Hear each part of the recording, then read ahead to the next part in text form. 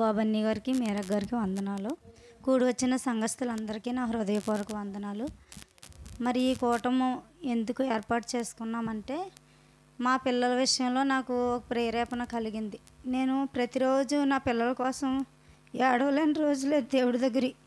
ఎందుకంటే నా బిడ్డలిద్దరూ కూడా అల్లరితనంతో అనేక మందిని ఇసుకింతారు, నన్ను ఎక్కువగా ఇసుకింతుంటారు.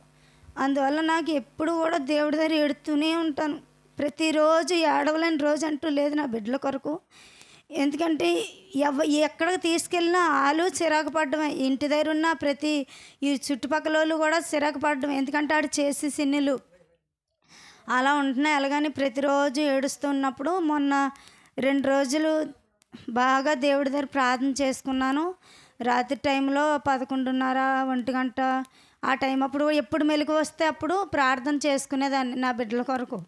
ఎందుకంటే బాబాని ఒకసారి చెప్పారు, 1 గంట టైం అప్పుడు 2 గంటల టైం అప్పుడు ప్రార్థన చేస్తే అది తప్పకుండా దేవుడు వింటాడు, చెయ్యండి కావాలితే అది చేసి చూస్తే తెలుస్తుంది అని బాబాని అప్పుడు అన్నప్పుడు నాకు మెలకు ఎప్పుడొచ్చినా మెలకు 4కే రాని, 5కే రాని, 11 గంటలకే రాని ఎప్పుడు మెలకు వస్తే అప్పుడు మోకరించి ప్రార్థన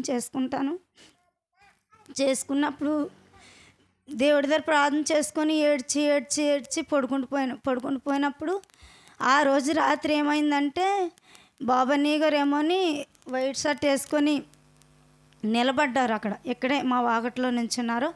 ఇలాగే జనం అందరూ వస్తున్నారు, వచ్చి ఇంకా కూర్చోలేదు కానీ వస్తున్నారు. ఇంకా బాబన్నీ గారు ఏమోని నించొని ఉన్నారు. అయితే ఇది ఒకవేళ ప్రార్థన పెట్టుకోమని కానీ దేవుడు చెప్తున్నాడేమో, నాకు ఎందుకో ప్రార్థన పెట్టించుకోవాలని ఉంది. మన బిడ్డల విషయంలో సంఘస్థులు, దేవుని సేవకులు ప్రార్థన చేస్తే బిడ్డలు మారుతారేమో అలాగనని నా భర్తతో చెప్పినప్పుడు అది బాబన్నీని అడిగి ఈ కూటమి ఏర్పాటు చేసుకున్నాను. మరి నా బిడ్డల కొరకు ప్రతి ఒక్కరు కూడా మారాలని ప్రార్థన చేయాలని మిమ్మల్ని వేడుకుంటున్నాను. తర్వాత నా బిడ్డలని ఈ సంవత్సరము హాస్టల్కి జాయిన్ చేయాలని అనుకుంటున్నాం. ఎందుకంటే హాస్టల్లో అయితే కొంచెం కుదురుగా కూడా ఉంటారు, స్టడీ కూడా ఉంటుంది. స్కూల్ నుంచి వస్తున్నారే కానీ బుక్స్ కూడా పట్టించుకోవట్లేదు. అసలు బుక్స్ పాడేయడం, ఆడుకోవడానికి వెళ్ళిపోవడం చేస్తూ ఉంటున్నారు.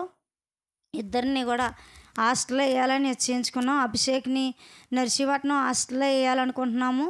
ఆ బిడ్డ విషయంలో కూడా ప్రతి ఒక్కరూ కుటుంబ ప్రార్థనలో కూడా జ్ఞాపకం చేసుకొని నా బిడ్డల కొరకు ప్రార్థన చేయండి. బ్లెస్సీకి సీట్ వచ్చింది మరిపాలెం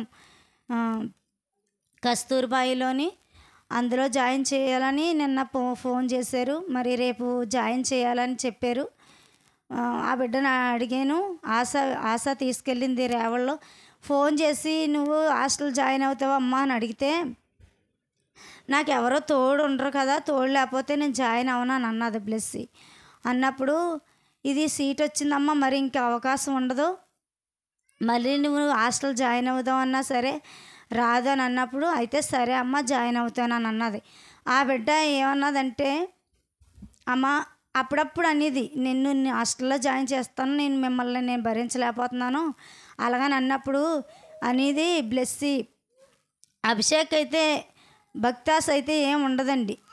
కుటుంబ ప్రార్థన చేసుకున్నప్పుడు బైబిల్ బాగానే చదువుతాడు, కానీ ప్రార్థన చేయమనేసరికి మంచం ఎక్కేస్తానంటాడు. అప్పుడు కర్ర ఇచ్చుకుంటేనే ప్రార్థన చేస్తాడు. మళ్ళీ బైబిల్ వాక్యం చదువుకునేప్పుడు బైబిల్ బాగానే చదువుతాడు. బ్లెస్సీకి బైబిల్ చదవడం రాదు, కూడబలుక్కొని అన్న బైబిల్ చదువుతుంది.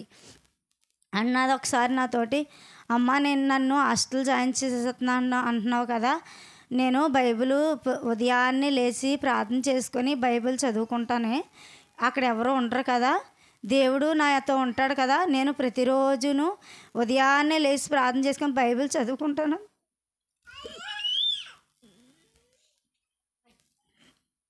కాబట్టి నా ఆశ ఎప్పుడు అలాగే ఉండాలని మీరు అందరూ ప్రార్థన చేయండి. ఎక్కువగా నేను ఏడ్చేదంటే, నా బిడ్డలిద్దరూ ఎప్పుడు దేవుని సన్నిధిలో ఉండరు, నాకు అదే బాధాకరం. ఎప్పుడు కూడా కుదురుగా కొంతసేపు కూర్చోరు, ఇలా కూర్చుంటే అలా పరుగులెడుతూ ఉంటారు. నేను ఎప్పుడు ఉన్న బిడ్డలు ఉన్నారా లేదా అని కనిపెట్టుకునే ఉంటాను. అయినప్పుడు నా భర్త అయితే కదలడు, కానీ నేను వెళ్ళి తీసుకొని వచ్చి కూర్చోబెట్టుకుంటుంటాను. ఒక్కోసారి అయితే అలాగా కూడా నాకు దొరకరండి. నా దేవుని సన్నిధిలో కూర్చోవడమే నాకు. వాళ్ళ చదువులు అయితే ముఖ్యం కాదని నేను ఎప్పుడూ ఎంచలేదు. వాళ్ళ చదువులకి నేను ప్రాముఖ్యత ఇవ్వను. ఎందుకంటే మనం భూమి మీద ఉన్నంతసేపు కూడా దేవుల్లో ఎదిగి దేవుల్లో బలపడాలన్నదే నా ప్రణాళిక. ఎందుకంటే రేపు పొద్దున్న చనిపోయినప్పుడు కూడా దేవుని రాజ్యంలో చేరాలన్నదే నాకు ముఖ్యం. ఈ లోకాసులు వ్యర్థమని బైబిల్ చెప్తూనే ఉంది. అలాగని వద్దని నేను చెప్పను, కానీ దేవుని యందు భయభక్తులు కలిగి మొదట ఉండాలన్నదే నా ఆశ. నా బిడ్డలు ఎప్పుడు కూడా దేవుని సన్నిధిలో ముందు ఉండేలాగా ప్రతి ఒక్కరూ అనుదిన ప్రార్థనలో ప్రార్థన చేయమని మిమ్మల్ని అందరినీ వేడుకుంటున్నాను. అందువల్ల బిడ్డలిద్దరినీ హాస్టల్ జాయిన్ చేయడానికి రేపు మరి ఒకటండి, జాయిన్ చేయడానికి రేపు వెళ్ళినప్పుడు మరి అక్కడ బాగా ఉంటే జాయిన్ చేస్తాం, లేకపోతే లేదు. అది దేవుని చిత్తం అయితే చేస్తాం, లేకపోతే లేదని నిశ్చయించుకున్నాము. రేపు వెళ్ళినప్పుడు మరి అది కూడా జయకరం, దేవుని చిత్తం అయితే అవ్వేటట్టుగా ప్రార్థన చేయండి. తర్వాత బిడ్డల విషయం, ఇద్దరు బిడ్డలు కూడా మారాలని ప్రార్థన చేయండి. మళ్ళీ తర్వాత బిడ్డలిద్దరికీ కూడా బర్త్ సర్టిఫికేట్లు లేవండి. ఆ బర్త్ సర్టిఫికేట్ల వల్ల దగ్గర నెల రోజుల నుంచి తిరుగుతూ ఉన్నాము. ఆ బర్త్ సర్టిఫికేట్లు కూడా అవ్వేటట్టుగా త్వరగా కార్యం దేవుడు జరిగించేలాగా అందరూ ప్రార్థన చేయమని వేడుకుంటూ చిన్న సాక్ష్యం దేవుడు దీవించును.